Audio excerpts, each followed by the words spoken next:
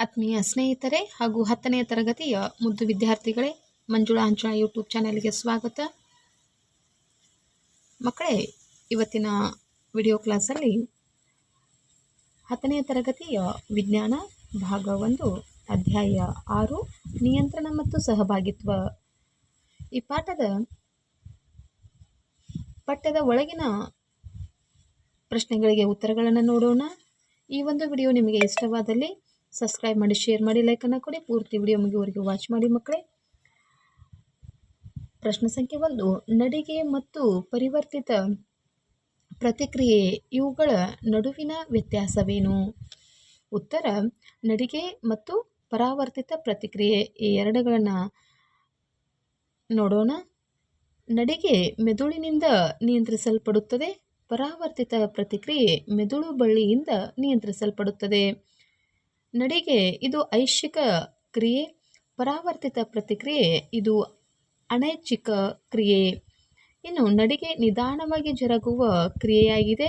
ಇನ್ನು ಪರಾವರ್ತಿತ ಪ್ರತಿಕ್ರಿಯೆ ತಕ್ಷಣ ಅಂದರೆ ಶೀಘ್ರವಾಗಿ ಜರುಗುವ ಕ್ರಿಯೆ ಆಗಿದೆ. ಇನ್ನು ಎರಡನೆಯ ಪ್ರಶ್ನೆ, ಸಂಸರ್ಗದಲ್ಲಿ ಎರಡು ನರಕೋಶಗಳ ಮಧ್ಯೆ ಏನಾಗುತ್ತದೆ? ಉತ್ತರ: ಎರಡು ನರಕೋಶಗಳ ನಡುವಿನ ಖಾಲಿ ಅವಕಾಶಕ್ಕೆ ಸಂಸರ್ಗ ಎನ್ನುವರು. ಒಂದು ನರಕೋಶದ ತುದಿಯಲ್ಲಿ ಉಂಟಾಗುವ ನರಾವೇಗವು ಅಲ್ಲಿ ಕೆಲವು ರಾಸಾಯನಿಕಗಳನ್ನು ಬಿಡುಗಡೆ ಮಾಡುತ್ತದೆ. ಈ ರಾಸಾಯನಿಕಗಳು ಇನ್ನೊಂದು ನರಕೋಶದ ಡೆಂಡ್ರೈಟ್ ತಲುಪಿದಾಗ ಅಲ್ಲಿ ಪುನಃ ವಿದ್ಯುದಾವೇಶ ಉಂಟಾಗುತ್ತದೆ. ಹೀಗೆ ಸಂಸರ್ಗವು ಎರಡು ನರಕೋಶಗಳ ನಡುವೆ ಮಾಹಿತಿಯನ್ನು ವರ್ಗಾಯಿಸುವ ನಿಲ್ದಾಣದಂತೆ ಕಾರ್ಯನಿರ್ವಹಿಸುತ್ತದೆ. ಇನ್ನು ಮೂರನೆಯ ಪ್ರಶ್ನೆ, ಮಿದುಳಿನ ಯಾವ ಭಾಗವು ದೇಹದ ಭಂಗಿ ಮತ್ತು ಸಮತೋಲನವನ್ನು ನಿಯಂತ್ರಿಸುತ್ತದೆ? ಉತ್ತರ: ಹಿಮ್ಮೆದುಳಿನ ಅನುಮಸ್ತಿಷ್ಕ ಭಾಗವು ದೇಹದ ಭಂಗಿ ಮತ್ತು ಸಮತೋಲನವನ್ನು ನಿರ್ವಹಿಸುತ್ತದೆ.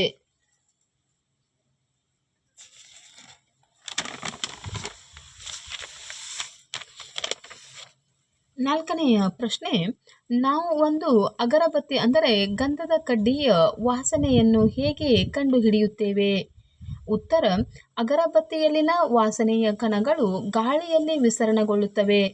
ಮೂಗಿನಲ್ಲಿರುವ ಗ್ರಾಹಕ ಕೋಶಗಳು ಅದನ್ನು ಗ್ರಹಿಸಿ ಘ್ರಾಣ ನರಗಳ ಮೂಲಕ ಮಿದುಳಿಗೆ ರವಾನಿಸಲಾಗುತ್ತದೆ. ಮಿದುಳು ಈ ವಾಸನೆಯ ಕಣಗಳನ್ನು ಗ್ರಹಿಸುತ್ತದೆ. ಐದನೆಯ ಪ್ರಶ್ನೆ, ಪರಾವರ್ತಿತ ಪ್ರತಿಕ್ರಿಯೆಯಲ್ಲಿ ಮಿದುಳಿನ ಪಾತ್ರವೇನು? ಉತ್ತರ: ಪರಾವರ್ತಿತ ಪ್ರತಿಕ್ರಿಯೆಯಲ್ಲಿ ಮಿದುಳಿನ ಪಾತ್ರ ಇರುವುದಿಲ್ಲ. ಇದು ಮಿದುಳು ಬಳ್ಳಿಯಿಂದ ನಿಯಂತ್ರಿಸಲ್ಪಡುವ ಕ್ರಿಯೆಯಾಗಿದೆ. ಆರನೆಯ ಪ್ರಶ್ನೆ, ಸಸ್ಯ ಹಾರ್ಮೋನುಗಳು ಎಂದರೇನು? ಉತ್ತರ: ಸಸ್ಯಗಳಲ್ಲಿ ಜೀವಕೋಶಗಳ ನಡುವೆ ಸಂವಹನ ಸಾಧಿಸಲು ಬಿಡುಗಡೆಯಾಗುವ ರಾಸಾಯನಿಕಗಳಿಗೆ ಸಸ್ಯ ಹಾರ್ಮೋನುಗಳು ಎನ್ನುವರು. ಏಳನೆಯ ಪ್ರಶ್ನೆ, ಮುಟ್ಟಿದರೆ ಮುನಿ ಎಂಬ ಸಸ್ಯದ ಎಲೆಗಳ ಚಲನೆಯು ಬೆಳಕಿನ ಕಡೆಗೆ ಚಲಿಸುವ ಕಾಂಡದ ಚಲನೆಗಿಂತ ಹೇಗೆ ಭಿನ್ನವಾಗಿದೆ? ಉತ್ತರ: ಮುಟ್ಟಿದರೆ ಮುನಿ ಸಸ್ಯದ ಎಲೆಗಳ ಚಲನೆ ಹಾಗೂ ಬೆಳಕಿನ ಕಡೆಗೆ ಚಲಿಸುವ ಕಾಂಡದ ಚಲನೆ.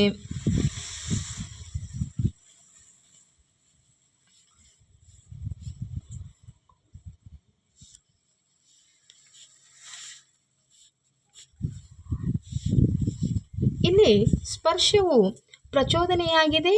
ಬೆಳಕಿನ ಕಡೆಗೆ ಚಲಿಸುವ ಕಾಂಡದ ಚಲನೆಯಲ್ಲಿ ಬೆಳಕು ಪ್ರಚೋದನೆಯಾಗಿದೆ. ಮುಟ್ಟಿದರೆ ಮುನಿ ಸಸ್ಯದ ಎಲೆಗಳ ಚಲನೆಯು ಪ್ರಚೋದನೆಯ ದಿಕ್ಕನ್ನು ಅವಲಂಬಿಸಿಲ್ಲ. ಬೆಳಕಿನ ಕಡೆಗೆ ಚಲಿಸುವ ಕಾಂಡದ ಚಲನೆಯು ಪ್ರಚೋದನೆಯ ದಿಕ್ಕನ್ನು ಅವಲಂಬಿಸಿದೆ.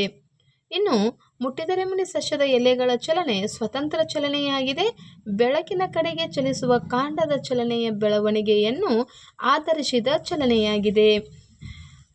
ಇನ್ನು ಎಂಟನೆಯ ಪ್ರಶ್ನೆ, ಬೆಳವಣಿಗೆಯನ್ನು ಉತ್ತೇಜಿಸುವ ಸಸ್ಯ ಹಾರ್ಮೋನುಗಳಿಗೆ ಒಂದು ಉದಾಹರಣೆ ಕೊಡಿ.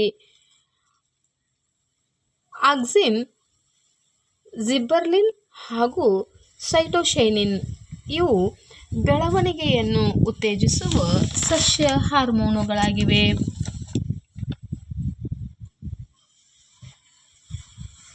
ಇನ್ನು 9ನೆಯ ಪ್ರಶ್ನೆ, ಒಂದು ಆಧಾರದ ಸುತ್ತ ಬಳ್ಳಿ ಕುಡಿಗಳ ಬೆಳವಣಿಗೆಯನ್ನು ಆಕ್ಸಿನ್ಗಳು ಹೇಗೆ ಉತ್ತೇಜಿಸುತ್ತವೆ?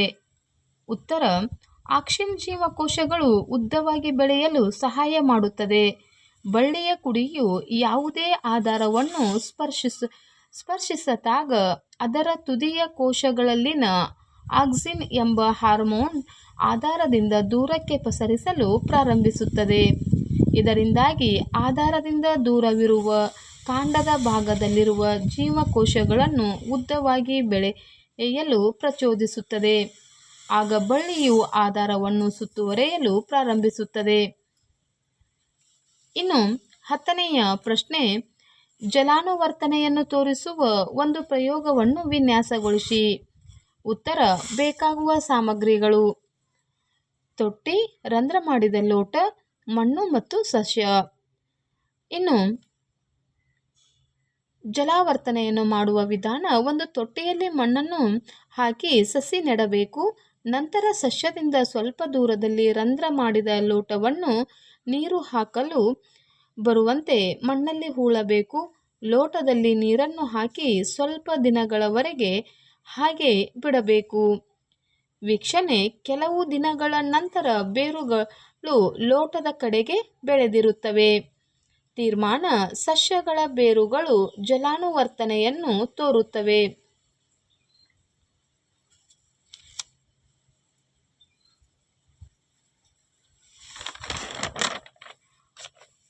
11ನೆಯ ಪ್ರಶ್ನೆ, ಪ್ರಾಣಿಗಳಲ್ಲಿ ರಾಸಾಯನಿಕ ಹೊಂದಾಣಿಕೆಯು ಹೇಗೆ ಉಂಟಾಗುತ್ತದೆ? ಉತ್ತರ, ನಿರ್ನಾಳ ಗ್ರಂಥಿಗಳು ಸ್ರವಿಸುವ ಹಾರ್ಮೋನುಗಳಿಂದ ಪ್ರಾಣಿಗಳಲ್ಲಿ ರಾಸಾಯನಿಕ ಹೊಂದಾಣಿಕೆಯು ನಡೆಯುತ್ತದೆ. ಈ ಹಾರ್ಮೋನುಗಳು ನಿರ್ನಾಳ ಗ್ರಂಥಿಗಳಿಂದ ಸ್ರವಿಸಲ್ಪಟ್ಟು ನೇರವಾಗಿ ರಕ್ತನಾಳಗಳಿಗೆ ವಿಸರಣೆ ಹೊಂದಿ ಪ್ರಚೋದನೆಗೆ ತಕ್ಕ ಪ್ರತಿಕ್ರಿಯೆ ಉಂಟುಮಾಡಲು ಸಹಕರಿಸುತ್ತವೆ. ಇನ್ನು 12ನೆಯ ಪ್ರಶ್ನೆ, ಅಯೋಡಿನ್ ಯುಕ್ತ ಉಪ್ಪನ್ನು ಏಕೆ ಶಿಫಾರಸು ಮಾಡಲಾಗುವುದು? ಉತ್ತರ, ದೇಹದಲ್ಲಿ ಥೈರಾಕ್ಸಿನ್ ಹಾರ್ಮೋನು ಉತ್ಪಾದನೆಗೆ ಅಯೋಡಿನ್ ಸಹಕಾರಿಯಾಗಿದೆ. ನಮ್ಮ ದೇಹದಲ್ಲಿ ಕಾರ್ಬೋಹೈಡ್ರೇಟ್, ಪ್ರೋಟೀನ್ ಮತ್ತು ಕೊಬ್ಬಿನ ಚಯಾಪಚಯ ಕ್ರಿಯೆಗಳನ್ನು ಥೈರಾಕ್ಸಿನ್ ನಿಯಂತ್ರಿಸುತ್ತದೆ ಮತ್ತು ಬೆಳವಣಿಗೆಯನ್ನು ಸಮತೋಲನ ಸ್ಥಿತಿಯಲ್ಲಿಡುತ್ತದೆ. ಒಂದು ವೇಳೆ ದೇಹದಲ್ಲಿ ಅಯೋಡಿನ್ ಪ್ರಮಾಣ ಕಡಿಮೆಯಾದರೆ ನಮಗೆ ಗಳಗಂಡ ರೋಗ ಬರುತ್ತದೆ. ಹಾಗಾಗಿ ಅಯೋಡಿನ್ ಯುಕ್ತ ಉಪ್ಪನ್ನು ಶಿಫಾರಸು ಮಾಡಲಾಗುತ್ತದೆ. ಇನ್ನು 13ನೆಯ ಪ್ರಶ್ನೆ, ಆಡ್ರಿನಲಿನ್ ರಕ್ತದಲ್ಲಿ ಸ್ರವಿಕೆಯಾದಾಗ ನಮ್ಮ ದೇಹವು ಹೇಗೆ ಪ್ರತಿಕ್ರಿಯಿಸುತ್ತದೆ? ಉತ್ತರ, ಆಡ್ರಿನಲಿನ್ ನೇರವಾಗಿ ರಕ್ತಕ್ಕೆ ಸ್ರವಿಕೆಯಾದಾಗ ದೇಹದ ವಿವಿಧ ಭಾಗಗಳಿಗೆ ವಿಸರಣೆಗೊಳ್ಳುತ್ತದೆ. ಹೃದಯ ಮತ್ತು ಇತರೆ ಗುರಿ ಅಂಗಗಳ ಅಂಗಾಂಶಗಳ ಮೇಲೆ ವರ್ತಿಸುತ್ತದೆ. ಇದರ ಪರಿಣಾಮವಾಗಿ ಹೃದಯದ ಬಡಿತ ವೇಗವಾಗಿ, ಸ್ನಾಯುಗಳಿಗೆ ಹೆಚ್ಚಿನ ಆಕ್ಸಿಜನ್ ಪೂರೈಕೆಯಾಗುತ್ತದೆ. ಇದರಿಂದಾಗಿ ಉಸಿರಾಟದ ವೇಗ ಹೆಚ್ಚಿ ಅಧಿಕ ಶಕ್ತಿ ದೊರಕುತ್ತದೆ ಮತ್ತು ತುರ್ತು ಪರಿಸ್ಥಿತಿಗಳಲ್ಲಾಗುವ ಪ್ರಚೋದನೆಗೆ ದೇಹವು ಪ್ರತಿಕ್ರಿಯಿಸುವಂತೆ ಮಾಡುತ್ತದೆ. 14ನೆಯ ಪ್ರಶ್ನೆ,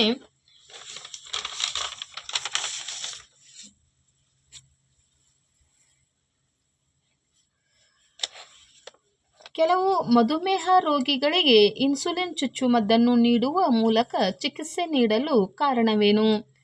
ಉತ್ತರ, ರಕ್ತದಲ್ಲಿನ ಹೆಚ್ಚಾದ ಸಕ್ಕರೆಯನ್ನು ಇನ್ಸುಲಿನ್ ಗ್ಲೈಕೋಜನ್ ಆಗಿ ಪರಿವರ್ತಿಸುತ್ತದೆ. ದೇಹದಲ್ಲಿ ಇನ್ಸುಲಿನ್ ಅಗತ್ಯ ಪ್ರಮಾಣದಲ್ಲಿ ಉತ್ಪತ್ತಿಯಾಗದಿದ್ದರೆ ಸಕ್ಕರೆ ಪ್ರಮಾಣ ಹೆಚ್ಚಾಗಿ ಮಧುಮೇಹ ರೋಗ ಬರುತ್ತದೆ. ಇನ್ಸುಲಿನ್ ಚುಚ್ಚುಮದ್ದನ್ನು ನೀಡುವ ಮೂಲಕ ರಕ್ತದಲ್ಲಿನ ಅಧಿಕ ಸಕ್ಕರೆ ಪ್ರಮಾಣವನ್ನು ನಿಯಂತ್ರಿಸಲಾಗುತ್ತದೆ. ಮಕ್ಕಳೇ, ಇದುವರೆಗೂ 10ನೇ ತರಗತಿಯ ವಿಜ್ಞಾನ ಅಧ್ಯಾಯ 6 ನಿಯಂತ್ರಣ ಮತ್ತು ಸಹಭಾಗಿತ್ವ ಈ ಪಾಠದ ಪಠ್ಯದ ಒಳಗಿನ ಎಲ್ಲ ಪ್ರಶ್ನೆಗಳಿಗೆ ಉತ್ತರಗಳನ್ನು ನೋಡಿದ್ದೇವೆ. ಈ ಒಂದು ವಿಡಿಯೋ ನಿಮಗೆ ಇಷ್ಟವಾದಲ್ಲಿ ಸಬ್ಸ್ಕ್ರೈಬ್ ಮಾಡಿ, ಶೇರ್ ಮಾಡಿ, ಲೈಕನ್ನು ಕೊಡಿ. ಪೂರ್ತಿ ವಿಡಿಯೋ ಮುಗಿಯುವವರೆಗೆ ವಾಚ್ ಮಾಡಿ ಮಕ್ಕಳೇ. ಪರೀಕ್ಷೆಗಳಲ್ಲಿ ಹೆಚ್ಚಿನ ಅಂಕಗಳನ್ನು ಗಳಿಸಿ.